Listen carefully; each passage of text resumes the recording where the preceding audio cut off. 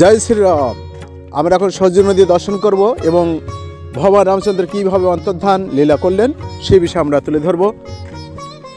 বর্তমান এটি হচ্ছে সরজু নদীর ঘাট। তো ভগবান রামচন্দ্র তিনি যখন এই ধরাধাম থেকে তিনি অপ্রকট হবেন, অর্থাৎ স্বধামে গমন করবেন, তার সময় হয়ে গেছে। তো এই দিকে কাল ভগবান কালস্মী গীতা তুলে ধরছেন। তো কাল তিনি এসেছেন ভগবান রামচন্দ্রের সহিত একান্তে কথা বলার জন্য। তো যখন ভগবান রামচন্দ্র তিনি যখন কোনো কিছু করেন, তো যে দ্বাররক্ষী রয়েছে, তো দ্বাররক্ষী তারা পাহাড় প্রবেশ না করে নদী বলা হচ্ছে। তো একদিন কাল এসেছে। কাল এসে তিনি রামচন্দ্র ভগবানকে বললেন যে আমি একান্তে আপনার সাথে কিছু কথা বলতে চাই। আমরা কথা বলবো এখানে যেন কেউ প্রবেশ না করে, আর যদি কেউ প্রবেশ করে তাকে অবশ্যই আপনি তাকে মৃত্যুদণ্ড দেবেন। তো ভগবান রামচন্দ্র দেখলেন যে একান্তে যেহেতু কথা বলতে হবে, তো কোনো কিছু যদি সিকিউরিটি রেখে দেয় তাহলে তারা আবার কি করবে না করবে ঠিক নেই, তত বিশ্বস্ততা নয়। তো রামচন্দ্র ভগবান দেখলেন যে লক্ষণ হচ্ছে একমাত্র আমার বিশ্বস্ততা। তো যেহেতু লক্ষণের প্রতি তার একটা বিশেষ যেহেতু বিশ্বাস রয়েছে, এই জন্য তখন ভগবান রামচন্দ্র দেখলেন যে লক্ষণজিকে এইখানকার সিকিউরিটি করে রাখা হোক আপাতত দ্বাররক্ষী হিসাবে। তো ভেতরে রামচন্দ্র ভগবান আর কাল দুইজনের কথোপকথন হচ্ছে। যখন এই কাল তিনি ব্রাহ্মণ রূপে এসেছিলেন, ব্রাহ্মণ রূপে এসে তিনি ভগবান রামচন্দ্রের সহিত তিনি প্রার্থনা করছিলেন একান্তে কথা বলার জন্য। যখন ভেতরে গিয়েছে, সেখানে ভেতরে যাওয়ার পরে তিনি তখন তার নিজ রূপে ফিরে আসেন, অর্থাৎ সেখানে তিনি কাল রূপে ধারণ করেন। তো দুইজন কথোপকথন হচ্ছে, অর্থাৎ কাল বলছেন যে প্রভু আপনার তো এখন আপনার যতদিন থাকার কথা ছিল সেটি পূর্ণ হয়ে গেছে। তো আপনি যদি চান আপনি এখানে থাকতেও পারেন, না হলে আপনি আপনার স্বধামে গমন করতে পারেন। তো সুন্দরভাবে কথোপকথন হচ্ছিল। এমন সময় দুর্বাসা মুনি এসে গেছে। তো দুর্বাসা ঋষি যখন দরজায় এসেছে, তো দারোয়ান কে ছিল? লক্ষ্মণজি। তো লক্ষ্মণজিকে তিনি বললেন যে আমি ভেতরে যাব, রামচন্দ্রের সহিত আমি কথা বলবো। তো লক্ষ্মণজিকে রেখেছে কিসের জন্য? ভেতরে যাতে কেউ প্রবেশ করতে না পারে। তো লক্ষ্মণজি প্রার্থনা করলেন, হে মুনিবর, আপনি একটু অপেক্ষা করুন, যেহেতু ভেতরে একটু কথোপকথন হচ্ছে একান্তে, তাই একটু অপেক্ষা করুন, আমি মহারাজকে বলছি। বলছে তুমি আমাকেই একটু অপেক্ষা করতে বলছো? এত বড় সাহস যে আমি যদি চাই এই অযোধ্যাতে সম্পূর্ণ অগ্নিবৃষ্টি করে দিতে পারি, সমস্ত তোমাদের নাশ করে দিতে পারি। তা আমরা জানি দুর্বাসা তিনি কত বড় ঋষি, তার কীরকম অভিশপ্ত, অর্থাৎ তিনি একটুতেই রাগ হয়ে যান। তো তিনি এখন লক্ষ্মণজি কী করবেন, লক্ষ্মণজি ভেবে পাচ্ছেন না। তিনি বললেন যে ঠিক আছে প্রভু,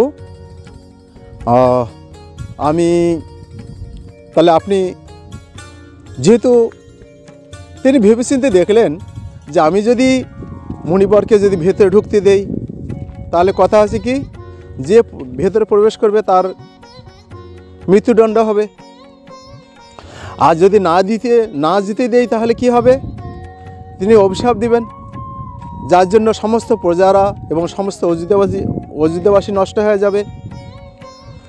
তো তিনি অত্যন্ত বিচক্ষণতার সহিত ভেবে দেখলেন যে আমার যদি মৃত্যুদণ্ড হয় এতে কোনো অসুবিধা নেই, তার কমপক্ষে তো অযোধ্যাবাসী কিংবা সবাই তারা ঠিক থাকবে।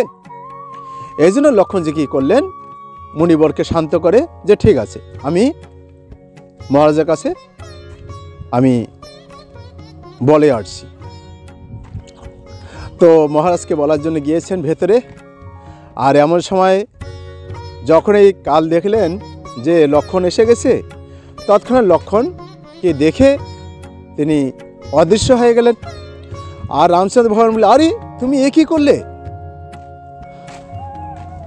তো তখন লক্ষ্মণ সমস্ত রকম বাইরের কাহিনী সব তুলে ধরলেন যে হে প্রভু, এরকম ঋষি মণিবর এসেছেন, তো আমি যদি তাকে যদি আসতে না দেই তাহলে আমাদের সমস্ত অযোধ্যাবাসী নষ্ট হয়ে যাবে। তো আমি ভাবলাম যে আমারই যদি মৃত্যু হয় আর সবাই যদি বেঁচে যায় তো অসুবিধা নেই, তো এই জন্য আমি আসলাম। তো রামচন্দ্র ভগবান চাননি যে লক্ষ্মণের মৃত্যুদণ্ড হোক। এই জন্য তখন তিনি কী করলেন, সেখানকার যারা প্রাধান্যবর্গ ছিলেন তাদেরকে নিয়ে তারা বৈঠক করলেন কি করা যায়।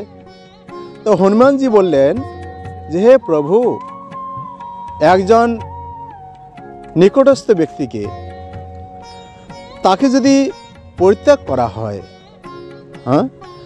সেটি হচ্ছে মৃত্যুদণ্ডেরই সমান, অর্থাৎ মৃত্যুদণ্ড দিয়ে যে কষ্ট পাবে তাকে যদি আপনি পরিত্যাগ করেন তার থেকে সে বেশি কষ্ট পাবে।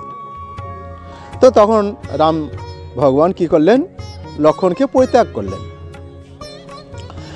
তো রামচন্দ্র ভগবান দেখলেন যে না, আমাদের এখন যাওয়ার সময় হয়ে গেছে। তো এই জন্য লক্ষ্মণজি কী করলেন, তিনি যখন ভগবান রামচন্দ্র তাকে পরিত্যাগ করলেন তখন তিনি সেখান থেকে সরযূ নদীতে গেলেন, সেখানে প্রবেশ করলেন আর সেখানে তিনি অনন্ত নাগরূপে তিনি তার স্বধামে গমন করলেন। আর ভগবান রামচন্দ্র দেখলেন যে না, এখন থাকা ঠিক হবে না, এই জন্য তখন তিনি কী করলেন, তারা 4 ভাই ছিলেন, রাম, লক্ষ্মণ, ভরত, শত্রুঘ্ন। 4 ভাইয়ের 2জন করে পুত্র ছিল, 8 জন। সমস্ত জায়গাকে 8 ভাগে বিভক্ত করে তাদেরকে 8টা জায়গার তাদেরকে রাজা করিয়ে দিলেন এবং ভগবান রামচন্দ্র তিনি সরযূ নদীর দিকে চললেন। তো সরযূ নদীর দিকে যখন যাচ্ছেন সমস্ত অযোধ্যাবাসী বলছে, হে প্রভু, হে প্রভু, আপনি আমাদের ছেড়ে যাবেন না, আমরাও আপনার সাথে যাব। কারণ ভগবানকে অত্যন্ত ভালোবাসত তারা, অর্থাৎ নিজের প্রাণের থেকেও প্রিয় ছিল ভগবান রামচন্দ্র। তো কি করবেন, তখন সেখানকার ভক্তদের তাদের আরতি দেখে বশিষ্ঠ বললেন, হে রাম, তুমি যেহেতু যাচ্ছ অযোধ্যাবাসীদেরকেও নিয়ে যাও।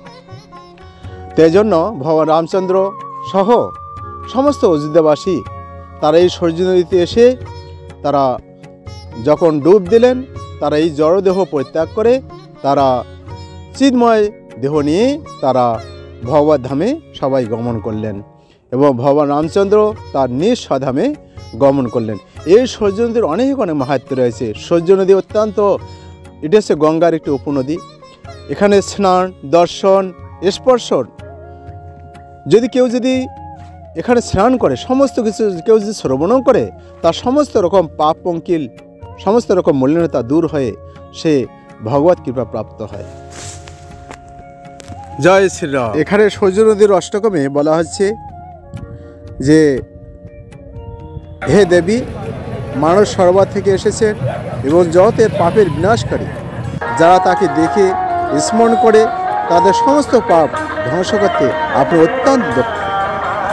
যারা মৎস্যতা ত্যাগ করে তোমার জল পান করে তারা এই পৃথিবীতে আর কখনো জন্ম নেয় না এবং তাদের মায়ের দুধ পান করেন, অর্থাৎ তার আর কখনো তাকে আবার পুনরায় এই জড়জগতে আসতে হবে না। এবং কি কেউ যদি এখানে দেহ রেখে যায়, অর্থাৎ তার যদি এখানে দেহ পরিত্যাগ করে তাহলে কি হবে, এবং কেউ যদি আপনার নাম পাঠ করে তার দেহ অন্য কোথাও রেখে যায়, তারা অবশ্যই ধন্য, এতে কোনো সন্দেহ নেই। এবং কি এমনও বলা হচ্ছে যে সমস্ত তীর্থস্থান 4 যুগে সমস্ত তীর্থস্থান আপনার তীরেই অবিরাম বাস করে। এটি অযোধ্যা খণ্ডে সরযূ অষ্টকমে এটি বলা হচ্ছে। তাহলে এই সরযূ নদীর কত মাহাত্ম্য, এখানে অবশ্যই স্নান করা কিংবা স্পর্শ করা, সরযূ নদীর গুণকীর্তন করা অত্যন্ত গুরুত্বপূর্ণ, মাহাত্ম্যপূর্ণ। আপনারা কখনো পারলে আসবেন, দর্শন করবেন, স্নান করবেন। হরে কৃষ্ণ। আপনারা নিজেরা দর্শন করুন, অন্যদের শেয়ার করে তাদেরও দর্শন করার সুযোগ করে দিন। কোনো কিছু প্রশ্ন মন্তব্য থাকলে কমেন্ট করবেন। ভালো থাকুন সবাই। জয় শ্রীরাম।